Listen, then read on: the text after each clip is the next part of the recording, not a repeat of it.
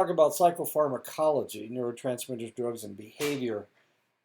Interesting chapter, one of my favorites. Psychopharmacology is a hoot.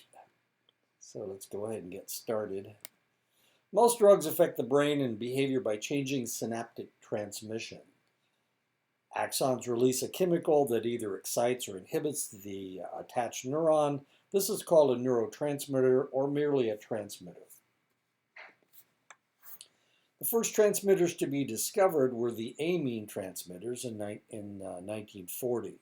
And they were acetylcholine, which is actually the first one that they discovered, epinephrine, and norepinephrine. Another name for norepinephrine is noradrenaline, and another name for epinephrine is adrenaline. So you can guess that acetylcholine was first, adrenaline was second, and noradrenaline was third. In the 1950s, the amino acid transmitters were discovered, glutamate, glycine, and gamma-aminobutyric acid, or GABA. In the 1970s, investigators recognized that short chains of amino acids called peptides also served as transmitters. These were endogenous opioids from inside, that's what endogenous means, endorphin, dynorphin, and enkephalin. Oxytocin, substance P, and vasopressin. Now we're getting into the era that I first started studying psychology. I started studying psychology in 1975. So during the 1970s is when they first discovered the amino acids, the peptides. So when I first started in psychology, people weren't talking about, they were talking about endogenous opioids, but they weren't talking about oxytocin, substance P, or vasopressin. Transmitters must meet the following criteria. The chemical exists in the presynaptic terminal. The transmitter is manufactured in the neuron. The transmitter is released when the neuron fires. Specific receptors exist to receive the transmitter. Adequate amounts of transmitter will make the neuron fire. Blocking the transmitter stops activity. Now you can imagine what was going on prior to discovering all of these things, and we still haven't discovered all the transmitters, the neurotransmitters that affect neurons. Just recently they discovered nitrous oxide as a neurotransmitter. It just happened within the last 5 or 6 years. So there are new neurotransmitters that are being discovered. We are discovering that some neurotransmitters are segmented, that they are, sometimes they do one thing and sometimes they do another. Sometimes they're stronger than at other times. We're discovering all kinds of interesting things about neurotransmitters. So the reality is we don't have all the knowledge that we can possibly have dealing with neurotransmitters. There are two types of receptors, ionotropic or ion-directed, which respond immediately and allow ions to pass through the receptor when the transmitter is present, and metabotropic, directed toward change. That's what metabotropic means. It responds slowly by accumulating G proteins to activate other ion channels or other changes in the cell. And we've already talked about ionotropic and metabotropic, but I'm going to show you a film, a video, maybe, if it's still there. There it is, okay.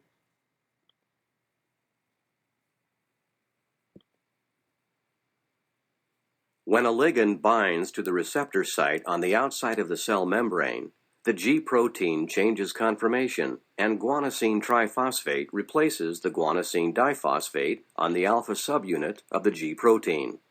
The activated alpha subunit then separates from the beta and gamma subunits. The alpha subunit, with guanosine triphosphate attached, binds to the calcium ion channel, causing the calcium ion channel to open. Calcium ions diffuse into the cell and combine with calmodulin. The combination of calmodulin and calcium produces the response of the cell to the ligand.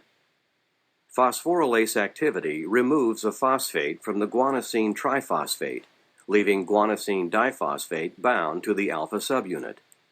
The inactivated alpha subunit separates from the calcium ion channel and the channel closes.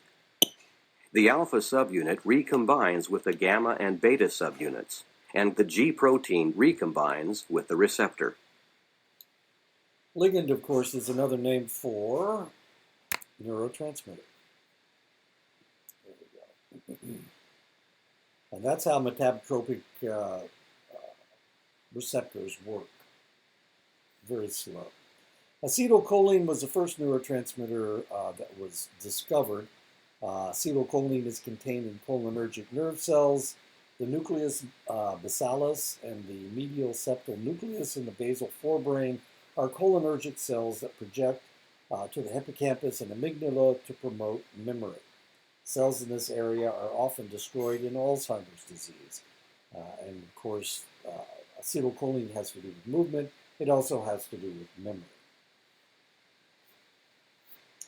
The drugs atropine, used to dilate the eyes, and scopolamine, which is also known as truth serum, are both acetylcholine antagonists. They block the action of the transmitter.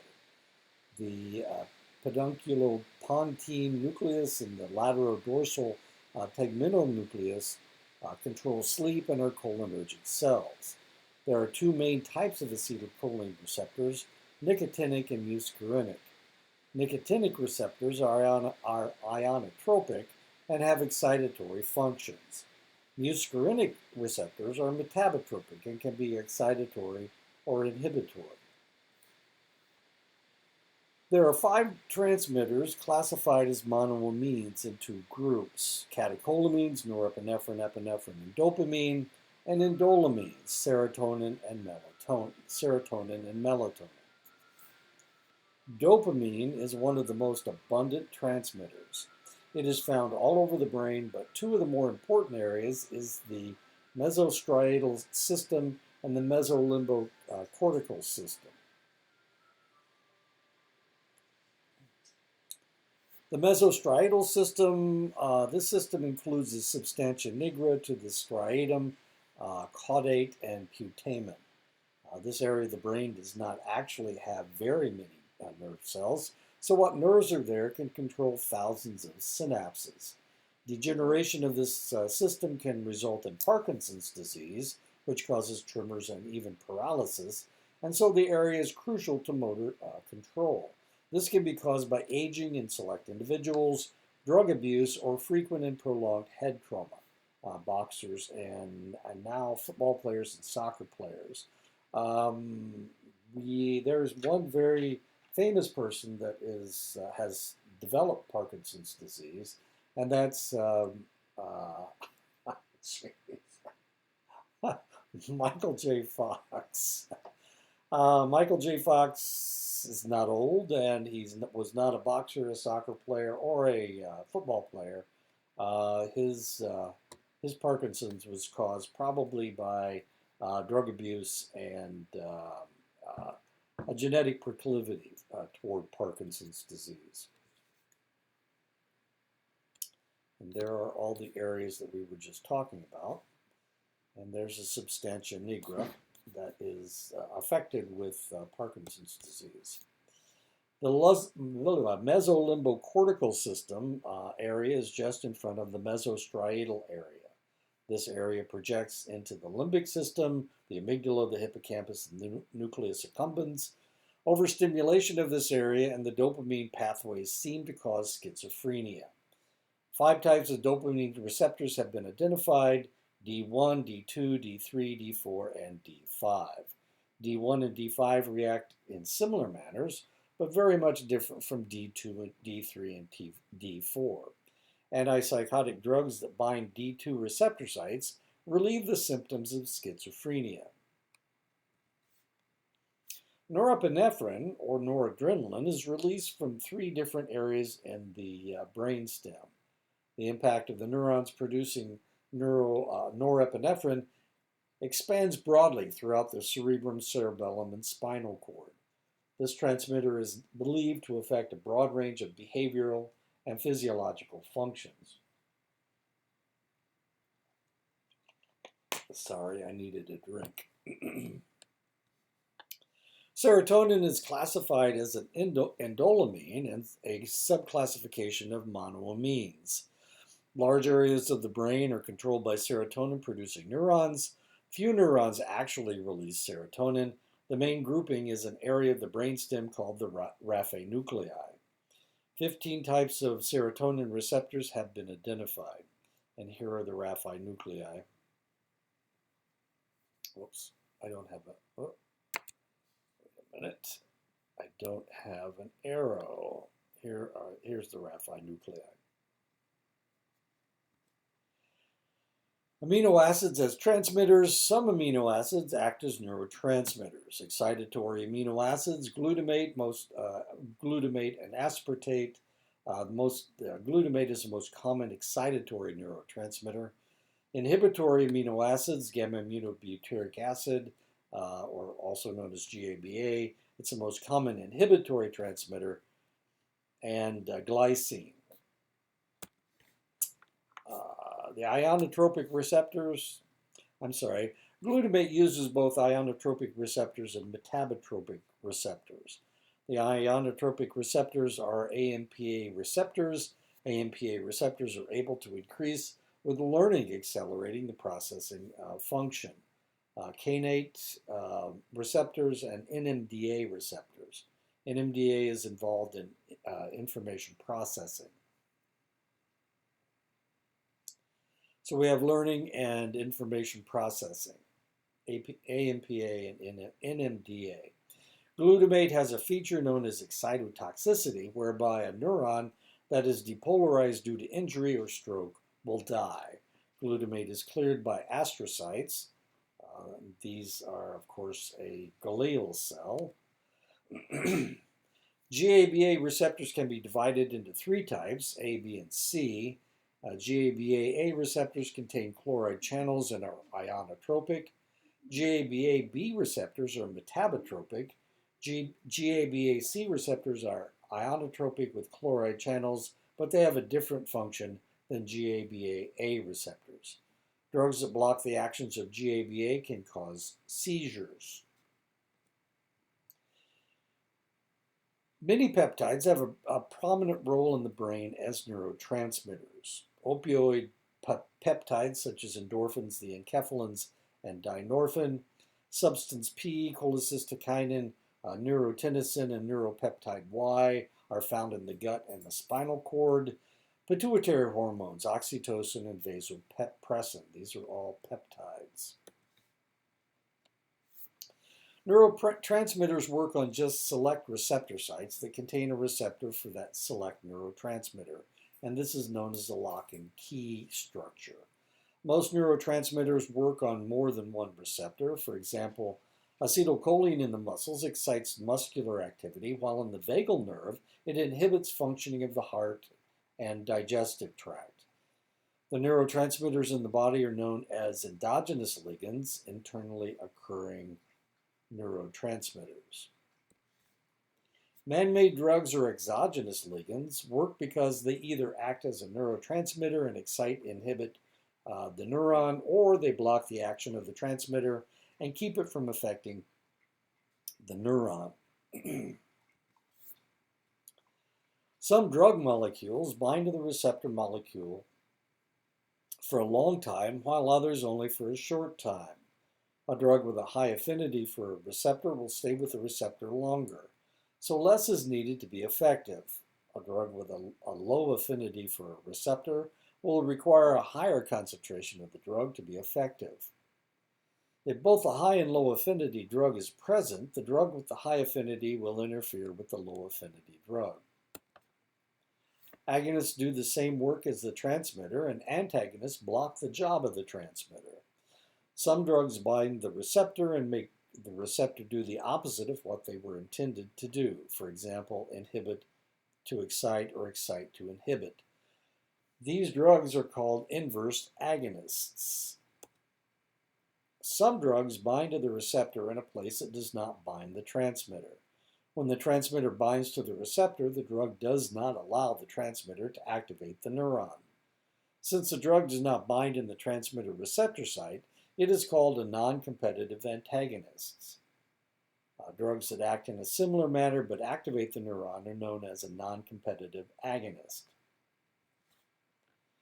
The drug Respirine acts as a sedative and as an antihypertensive, inhibits the storage of catecholamine transmitters, dopamine, epinephrine, and norepinephrine, in the vesicles. Colchicine, an anti-inflammatory and painkiller used on gout, works because it blocks the maintenance of the microtubules and axonal transport.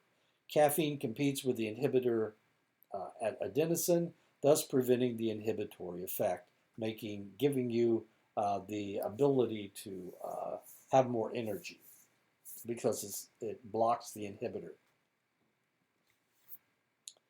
Calcium channel blockers, verapamil for high blood pressure, blocks the calcium channel and thus won't allow the activation of the neuron to release the synaptic vesicles. Amphetamines are calcium channel blockers that inhibit the inhibitory neurons that control the release of the catecholamines, especially adrenaline, making an individual feel excited and full of energy. So what the calcium channel blockers do is it lowers your blood pressure by blocking the calcium channels and not allowing the neuron to fire. I take a calcium channel blocker to help control my high blood pressure.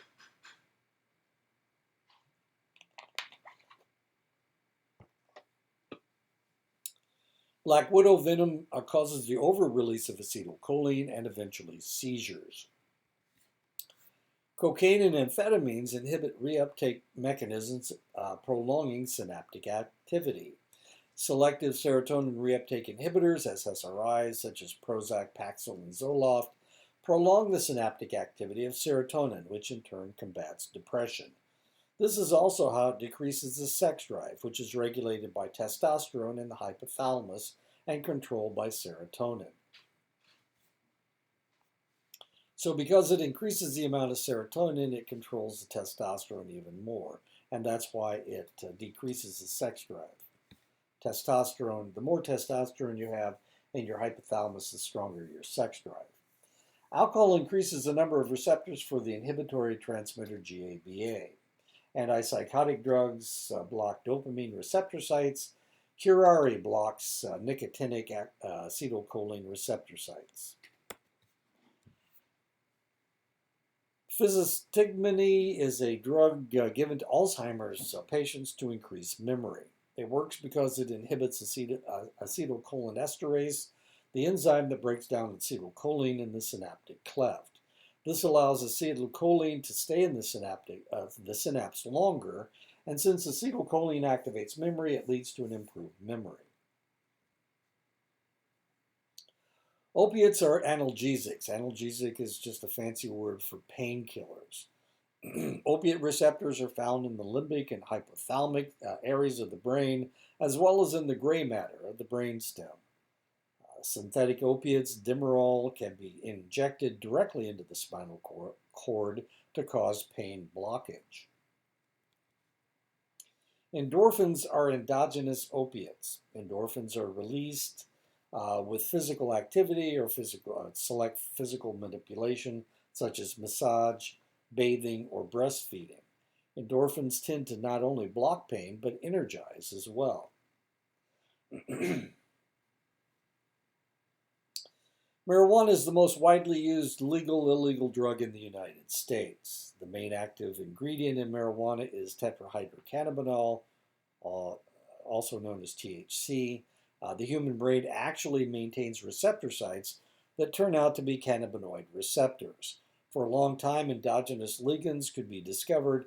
No endogenous ligands could be discovered that shared the cannabinoid receptors, but now we have discovered an anandamide which triggers memory and hunger. So we know that those receptor sites that the marijuana has been using are actually anandamide receptor sites, not marijuana receptor sites. THC receptors are found in the hippocampus, cerebellum, substantia nigra, and the cerebral cortex. The receptors reduce sensitivity to pain, reduced sensitivity to temperature, reduced movement, and reduces response to external stimuli. Alcohol works on the nervous system in two ways. Initially, it acts as a stimulant. Increased use produces a longer depressant phase.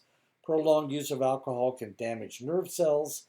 Areas affected by long-term use include the Purkinje cells of the cerebellum, superior frontal cortex, and hippocampal pyramidal cells.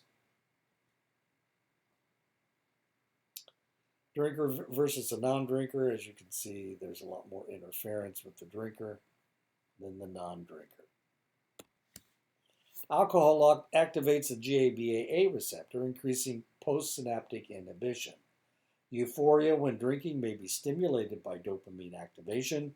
It activates excitatory glutamate receptors, while it reduces the effect of glutamate and interferes with second messenger systems inside neurons. And this makes you happier, or it inhibits the inhibiting. Anxiolytics, anxiety loosening, are medications that treat anxiety. 8% of American adults suffer from anxiety. The major anxiolytics now in use are benzodiazepines, with the most popular being alprazolam, Xanax, and diazepam, Valium. Benzodiazepines work by enhancing GABA receptors, increasing the effect.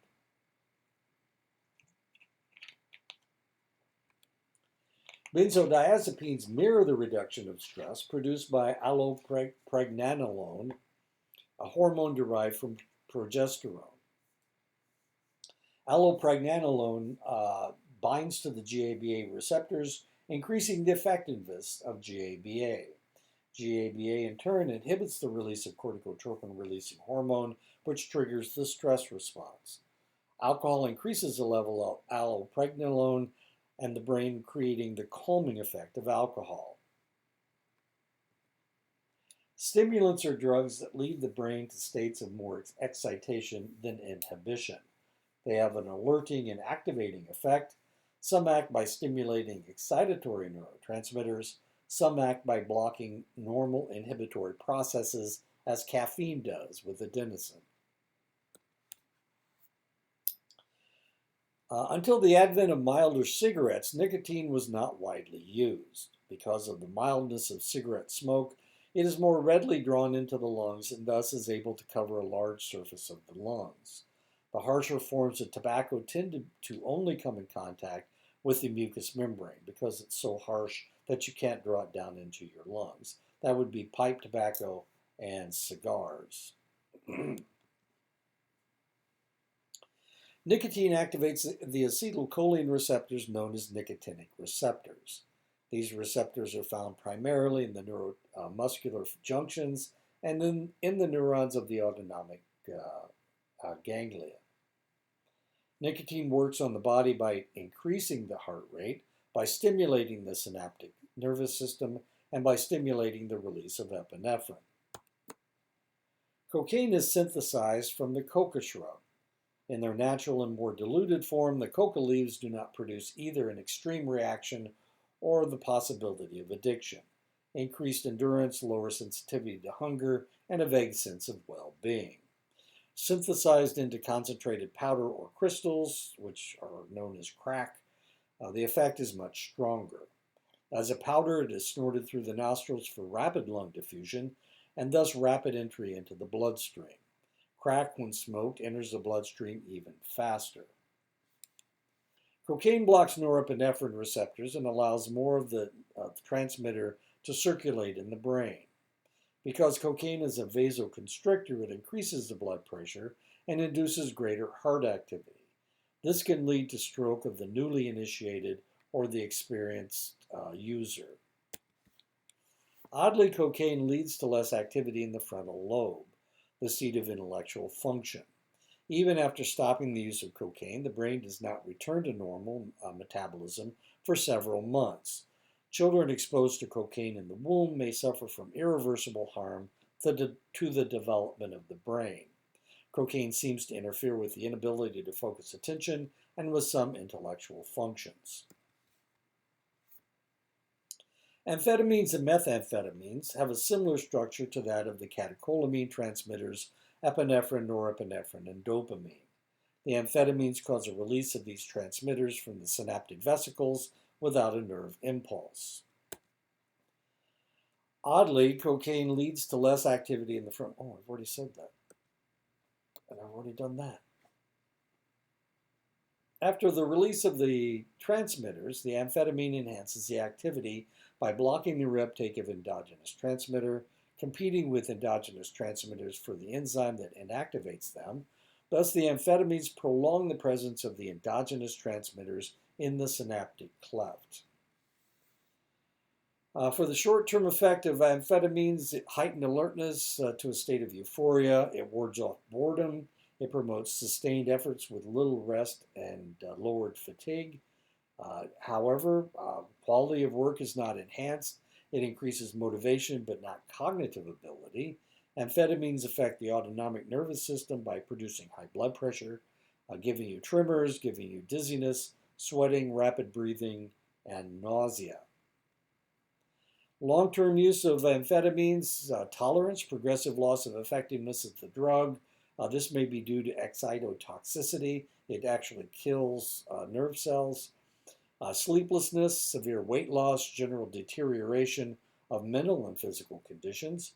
Extreme use may lead to symptoms similar to those of paranoid schizophrenia. Compulsive agitated behavior, irrational suspiciousness. Observation of those who use chronically shows symptoms of brain damage. Hallucinogens alter sensory perception. The hallucinogens include LSD, mescaline, and psilocybin. The hallucinogens are often visual in effect. Hallucinations that they cause are often visual in effect. LSD, lysergic acid diethylamide, creates its amazing effects by acting on select serotonin receptors, but researchers are not sure exactly why. The structure of LSD resembles that of serotonin. Phencyclidine, or PCP, was developed as an analgesic and anesthesia, but created such agitated side effects that its use on humans was stopped. Resurfacing as a veterinary anesthetic, its effects became known on the street and abuse of the drug followed. PCP can become toxic fairly quickly, with low doses causing combativeness and catatonia, stupor mania, rigidity, extreme flexibility. PCP can be found in a powdered form, dissolved in water as a pill or as a dark gummy substance. It is usually smoked by placing it on marijuana or another leafy substance. PCP antagonizes the NMDA receptors and stimulates the release of the transmitter dopamine. Research shows that possibly PCP acts on the prefrontal cortex and produces transient psychosis. Research with animals also shows a degeneration of the hippocampus and cingulate gyrus. One of the newest hallucinogens is the European rave drug ecstasy, or MDMA. The drug is a combination of amphetamine and hallucinogen and affects the serotonin-producing neurons in the brain. Ecstasy, while it has a calming effect during use, it may actually be creating a state of excitotoxicity if used frequently. Animal studies have shown marked decreases in serotonin axons after use. This may affect mood and memory. Addiction to nicotine, alcohol, and drugs injure the community by running up medical expenses and causing people to die prematurely. Substance abusers commit crimes and cause traffic accidents. The cost of helping addicts control their addiction and that of controlling drug trafficking is high. Babies born to women using addictive substances impairs brain growth. 20% of all deaths in the United States every year are related to smoking. That's 100,000 of these are due to lung cancer. Of people over the age of 55, smoking doubles the probability of dementia, especially Alzheimer's disease. About 125,000 deaths a year are associated with alcohol. many resulting from accidents and drunk driving. 70,000 deaths a year are caused by illegal drugs. 8,000 more deaths are caused by drug-associated AIDS. Scientists have been looking for cures of addiction for centuries. Many times, treatments have been far more destructive than the addictions themselves. For example, physicians in the 19th century treated alcohol addiction with laudanum, or tincture of opium. Tincture just means mixing alcohol with whatever the chemical is. Coca-Cola was used as an alcohol substitute until the cocaine in the beverage was changed to a less addictive caffeine.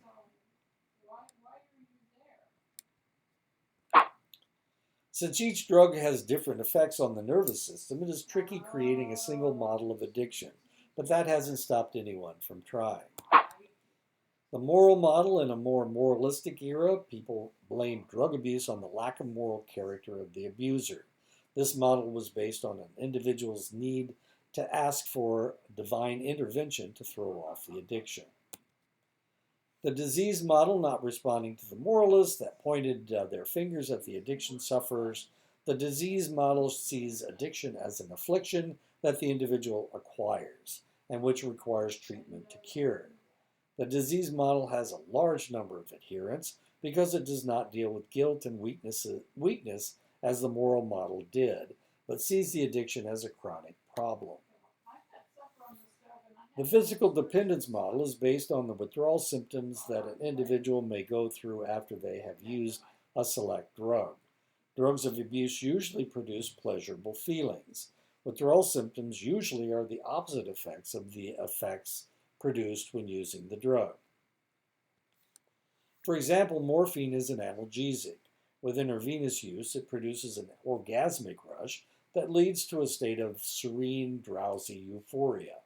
Withdrawal symptoms include irritability, tremors, and an elevated heart rate. Goosebumps appear, and the individual goes through episodes of temperature maladjustments, sweats, and chills. Nausea is common.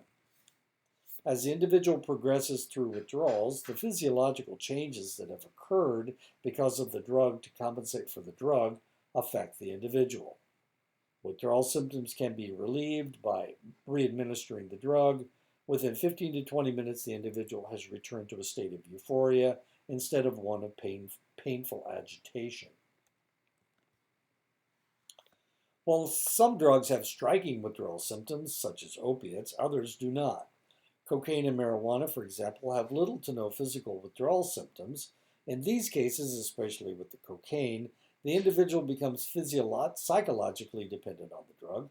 This psychological pull is just as strong as the physical need that may be experienced with other substances. The positive reward model came from animal research. Since animals are known to consume addictive substances in nature, researchers sought to discover if an animal could learn to take drugs. Using a simple direct feedback system, they discovered that animals learn to induce effects very rapidly. Researchers found that animals would engage in self-inducement even at levels that did not produce addiction. A wide variety of addictive drugs release dopamine in the nucleus accumbens just as food does in a hungry animal. This dopamine originates in the area of the brain referred to as the ventral tegmental region of the brain. And there you go, ventral tegmental region of the brain, right here. This dopaminergic pathway from the ventral tegmental area to the nucleus accumbens serves as a reward system for many experiences. The addictive powers of drugs may come through the stimulation of this pathway. Using a dopamine agonist reduces the cravings for some drugs. Biological factors: males are more likely to abuse drugs than females. There may also be a genetic predisposition. An alcoholic biological parent makes it more likely that a child will be addicted as well. Personal characteristics: aggressiveness and a tendency to act out emotional states are characteristics of drug abusers, especially in their youth. Characteristics that negate abuse, school achievement, high educational goals, and religiousness seem to keep you away from addiction.